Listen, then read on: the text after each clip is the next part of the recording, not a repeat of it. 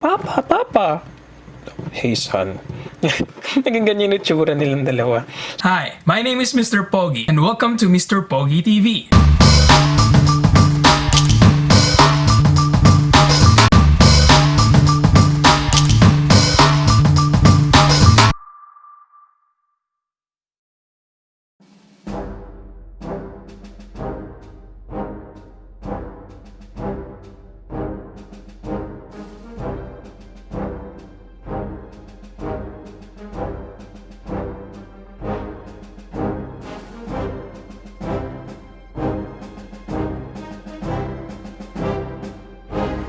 Dingerine, commonly known as the Mandalorian or Mando for short, was a human male Mandalorian who worked as a bounty hunter during the New Republic era.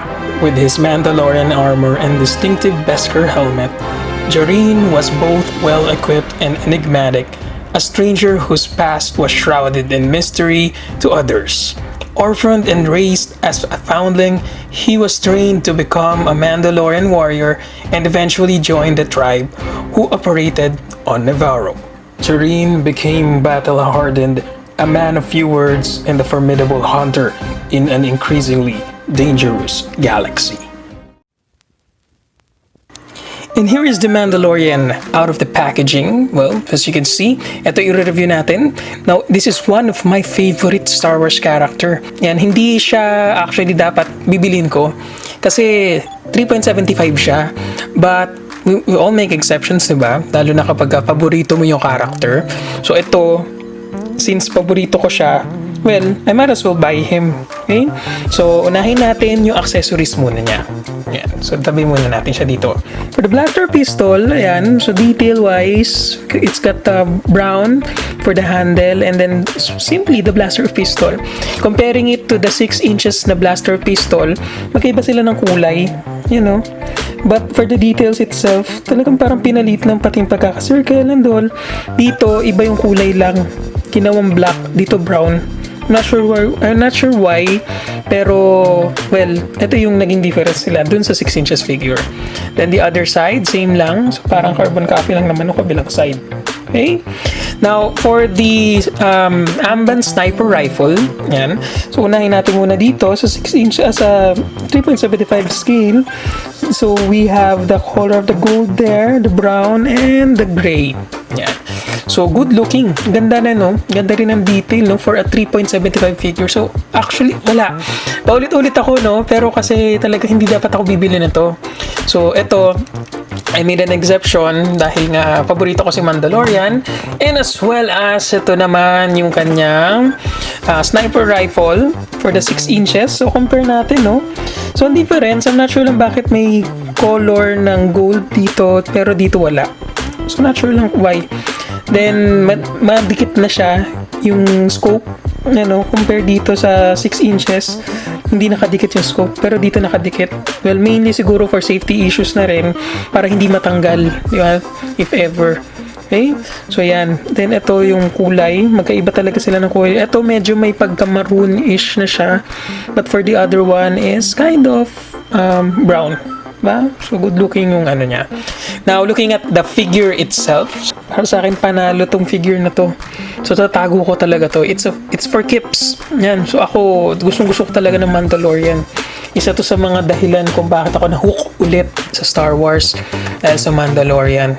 Yan. Astig kasi, space cowboy. Yan. And even portrayed by Pedro Pascal. So, di ba siya yung sa Game of Thrones, if I'm not mistaken, no? So, siya yung sa Game of Thrones. Yan, si Pedro Pascal. So, ang cool nung character nito. Iba kasi yung feeling kapag yung character is lone wolf, tapos parang meron siyang hinahanap sa buhay niya, or is living his life as a simple guy. Then, well, anyway, enough about those. Let's dig in with the details of the figure. So, as you can see for his helmet, the Mandalorian helmet. Yan. So, in the episode, ni-remove din niya. Almost at the end na siya. Sa episode 7 or 8 na yata niya ni-remove. Yan. So, zoom na natin nga. So, detail-wise, ganda. Ganda. Wala akong masabi dito sa kanyang helmet. Yan. And if ang kinis, to be honest, makinis siya. Yan. And kung curious kayo kung ano itsura nito, ito yung ball peg niya. So if ever magpapa-customize ako, may mga nakikita ako nagko-customize ng ulo mismo ni Pedro Pascal or ni Dinjarin. So for this one, if ever ito. Yan, baka tanggalin nyo lang. And yung itsura niya, yan, nang walang cape. Yan. So medyo nawala yung pagka-cool niya, no. Yan. So if ever lang. Okay? So balik na natin. Then tingnan din natin yung cape niya. Yung cape niya, well, kind of smooth. Yan, soft plastic siya. So, all good naman. Yan. So, balik natin para hindi masyado weird tignan. Then, for the armor niya, so this is his first armor. So, hindi pa yung Beskar armor. So, I'm waiting for the release of the Beskar armor by December pa siya. So, nag-order na rin ako dun sa Animazing. So, dun ako nag-order. So, if ever you don't have a pre-order yet for the Beskar armor, the Mandalorian ng 6 inches, you can buy at Animazing. Now, going back for this one, ito, yung kamay niya. Yan. So, ganda rin ang details. To be honest. Yan. Surprisingly, very detailed for 3.75. Even yung pagkaka-damage niya dito, di ko alam kung ako ba naka-damage. So, compare natin. So, hindi. Joke lang, hindi ako naka-damage niya. Okay? Then, for the armor niya, yan. So, ang galing yung bullet holes. Actually, this is not bullet holes. Nag-ricochet na yung bullet dyan. Then, yung kanyang strap, yan. Yung holster niya, yan. So, just so you know, ganyan siya kadali ilagay. Then, for the handle ng gun niya, yan, trigger finger naman yung hands niya. Yan, so madali lang siya ilagay. Now, for this, parang bayonet talaga yung tsura nito, no? Yung sniper rifle niya, well, you have to put it behind. Yan. So, dapat sakto dun sa butas kasi baka malaglag. Pero surprisingly, hindi nalalaglag gano. Unlike dun sa 6 inches ko, nalalaglag siya eh. Pero dito hindi. Sakto yung fit niya. Okay? Then, also, for the belt, yan. And then, for the other details pa, brown. Iba yung kulay niya kay 6 inches. So, mamaya papakita ko yung difference niya. Then, for his knees, shins, yan. So, may mga, I'm not sure kung paano niya nagamit itong mga ito. Pero I'm sure mayroon siyang knife dito. Isa yun sa mga special weapons ni The Mandalorian. Yan. Okay? So, if ever, ayan. Tapos, bottom of the feet, there. Now, for the articulation of this figure, so as you can see, you can rotate his head 360.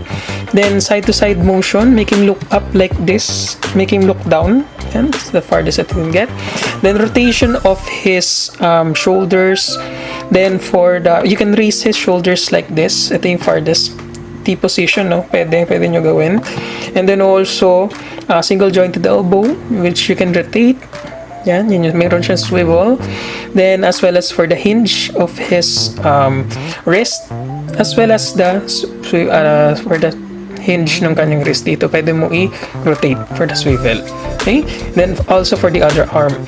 Then, you can actually have a rocking motion for his torso. Walang rotation ng hips, ha? No rotation of the hips. For the legs, you can make him sit like this. Yan. For this one, di ako super familiar sa mga joints ng 3.75 pero ganito siya yung joints niya. Okay? So, you can rotate it. Yan. As well as, pag ni-rotate mo siya, pwede mo rin i-rotate yung kanyang thigh. So, merong thigh rotation. There. And then also, single-jointed knee, which you can also rotate. Yan. Then, swivel and hinge for his ankle. Yan. So, that's the Mandalorian. Now, for the comparison lang, yan. So, ito po yung kanilang difference. Yan. So, nasa bewang, no? So, naging the child yung so, naging the child yung itsura ng The Mandalorian dito. Ayan. So, teka. Tayo natin. Ayan yung itsura nila. So, Papa. Hey, son. Naging ganyan yung itsura nilang dalawa. So, difference nila, oh. Yan, yung holster na to, yan, natataangat to or natatanggal to. Unlike for this one, diretso kabit. Yan. And for the color, may kita nyo yung difference ng color. Yan, dito medyo dark yung pagka-brown niya sa 6 inches. Unlike for the 3.75, light brown, medyo light yung brown niya. And for the helmet, yan, no? For the helmet, Let's zoom in there for the helmet. So it's all good. Halos magkamukha lang din talaga, no? Pero mas shiny nung helmet ng 3.75. Ayan. Then, other details pa. Ayan. Well, what do you expect naman? So, mas detailed talaga itong 6 inches, diba? But, for the comparison lang, ayan yung tsura nilang dalawa. Diba? Ganda na tignan. I'm actually happy with this figure. So, that's the Mandalorian. So, now, you have seen the details, the articulation of the figure, and the comparison of the figure from the 6 inches scale. Now, what will be our score for this one? Una muna, the worthiness.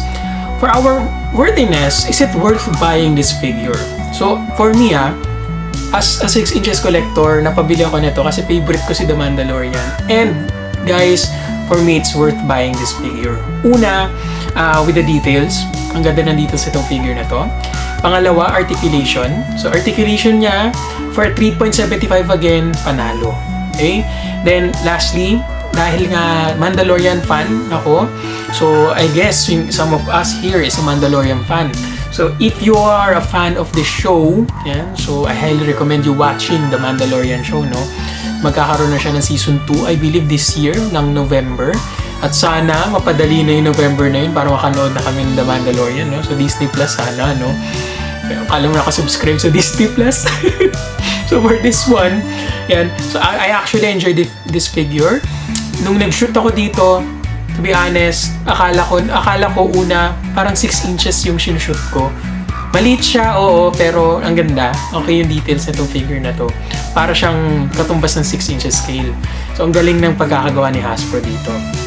Now, worthiness. So, guys, it's really worth it. Okay?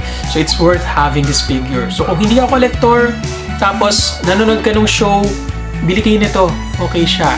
Now, for the price, it varies. Okay? So, it varies from seller to seller. I got this one from Animazing. So, Animazing.ph. Visit their store. Okay? So, for this one, I highly recommend them because sila, well-pack sila. Magaling sila mag-pack ng mga packages nila. Okay na okay.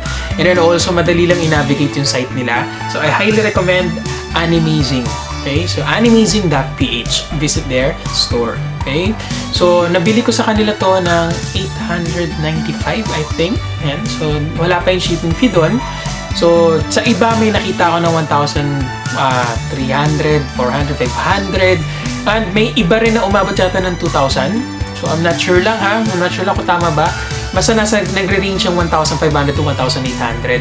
So, for me, if hindi ka isang 3.75 na collector, yan, and gusto mo lang mabili for the sake na makomplete mo or masatisfy yung craving mo sa pag-collect ng mga The Mandalorian figures, for me, para sa 1.5 medyo mahal na siya para sa ganito kaliit. Pero kung talagang die-hard fan ka, pwede ka na rin bumili nun. Basta medyo overkill na yata yung 2,000 para sa akin ha. Okay? So para sa akin medyo mahal na yun. So dapat wag na. Iwas na. Hanap na lang kayo ng iba. Okay? Hanap kayo ng ibang seller. Now, for the price nito, sulit na nabili ko kay Animazing. So, Animazing, thank you so much na punta sa akin itong figure na to. Okay, out of stock kagad eh. Buti may nakuha ako. Okay? Now, verdict, guys, articulation, yan. So, hindi lang dahil favorite ko to, yan, I'm giving this a score of 4.5 out of 5. No? So, because I'm really amazed with this one. Onti lang yung flow for me. So, okay lang. Wala na masyadong flow sa akin. Okay siya. Pag 3.75 sa akin kasi, hindi ko masyado type because of the details. Medyo limited lang. Okay? Pero for this one, na-amaze talaga ako. Mandalorian natin. Okay? So, yun lang. So now guys, we are at the end of my video. So thank you for watching and staying up until this end of this video. No? So thank you so much. Okay? So medyo nagre-recover pa ako.